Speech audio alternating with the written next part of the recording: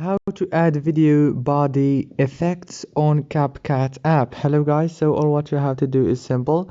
Go to CapCut. As you can see right here, this is the home page.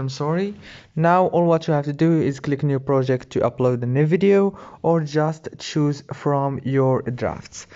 Okay, I'm gonna choose, for example, this video. Now if you want to add a body effects, all what you have to do is simple. Just go to the video and now click here down on effects.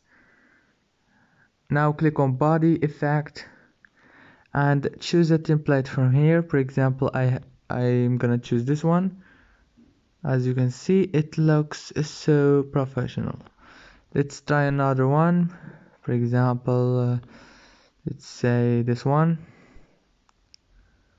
If this video was helpful, please don't forget to like and subscribe, and thank you so much for watching until the end.